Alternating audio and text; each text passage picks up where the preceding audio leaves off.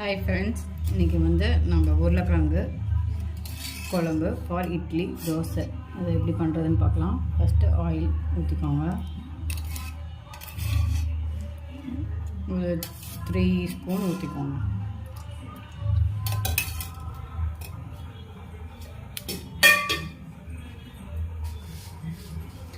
நல்லா எண்ணெய் காயிட்டும்.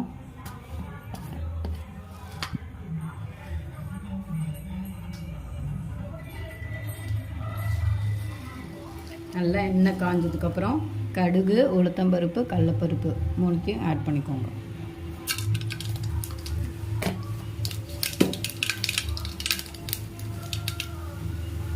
அதுக்கப்புறம் பச்சை மிளகாய்,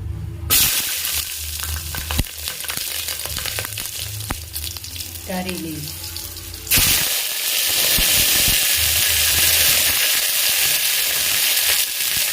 அதுக்கப்புறம் பெரிய வெங்காயம், நல்லா நெட்டாக அரிஞ்சு வச்ச பெரிய வெங்காயம்,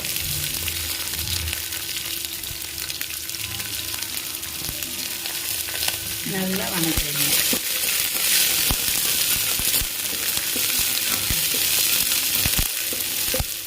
நல்லா வெங்காயம் வணங்கினதுக்கப்புறம்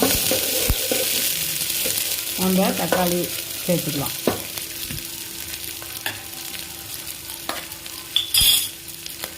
தக்காளி சேர்த்துக்கலாம்.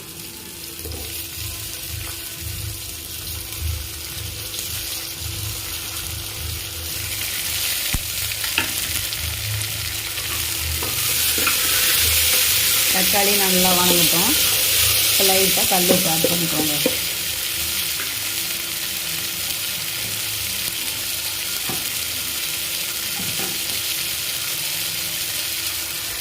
கல் உப்பு கொஞ்சம் போட்டுக்கோங்க. தக்காளி வணங்கத்துக்காக கல் உப்பு ஆட் பண்ணியாச்சு. நல்லா வணக்கி விடுங்க.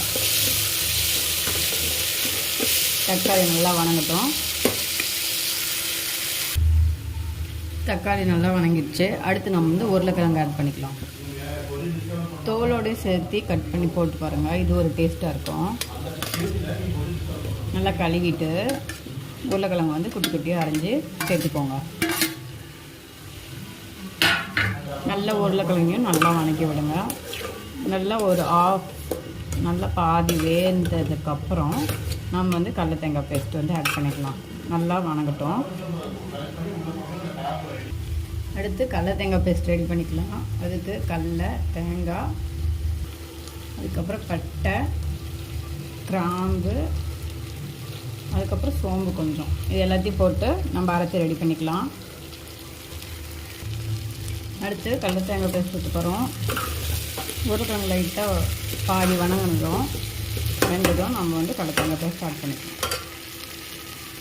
கடலை தேங்காய் பேஸ்ட்டு ரெடி. இது ஊற்றிக்கோங்க.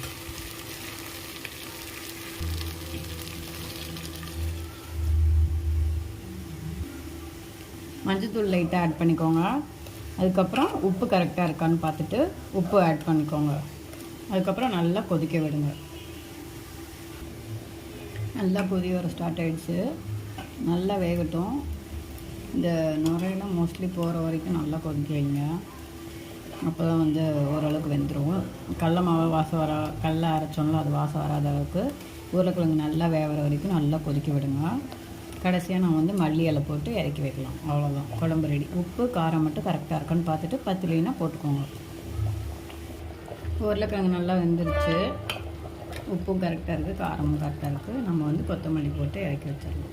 அவ்வளோதான், உருளைக்கிழங்கு தக்காளி குருமா ஃபார் இட்லி ரெடி.